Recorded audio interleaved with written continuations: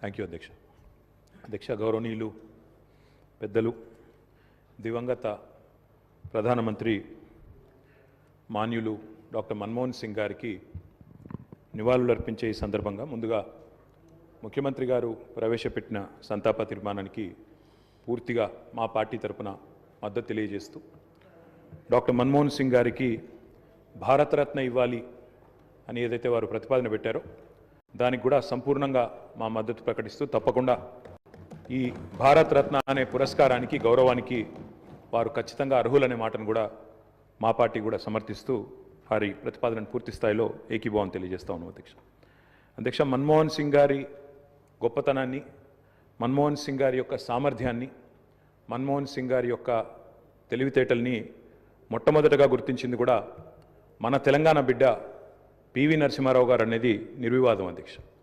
PV Narasimha Rao గారు ఆనాడు ప్రధానమంత్రిగా భారతదేశానికి ఎన్నికైన తర్వాత సాధారణంగా ఈరోజు వింటుంటాం అధ్యక్ష, లాటరల్ ఎంట్రీ అని, అంటే రాజకీయాలతో సంబంధం లేని వ్యక్తులను కూడా మనం రాజకీయాల్లో ముఖ్యంగా ప్రభుత్వాలలో ముఖ్యమైన పాత్రల్లో తీసుకురావడాన్ని లాటరల్ ఎంట్రీ అంటారు అధ్యక్ష.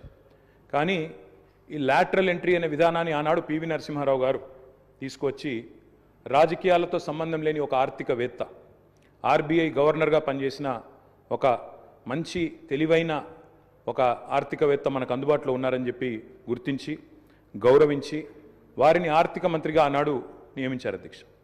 ఆర్థిక మంత్రిగా నియమించబడ్డ తర్వాత డాక్టర్ మన్మోహన్ సింగ్ గారు ఆనాడు 1991లో అనుకుంటాను అధ్యక్ష, సబ్జెక్టు కరెక్షన్, బడ్జెట్ ప్రవేశపెడుతున్నప్పుడు ఒక గొప్ప మాట అన్నారు. ఆయన అన్న మాట, let the whole world here loud and clear, India is wide awake.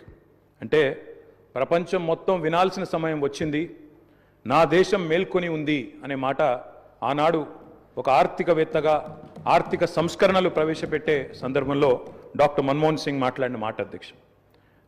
ఆ మాటలు, ఆయన సిద్ధాంతం, ఆనాటి పివి నరసింహారావు గారి నాయకత్వం ఇవాళ ఈ దేశంలో సమూలమైన సంస్కరణలు తెచ్చింది. ఈ దేశంలో ఎన్నో రకమైన విప్లవాత్మకమైన మార్పులు కూడా వచ్చినాయి అధ్యక్ష.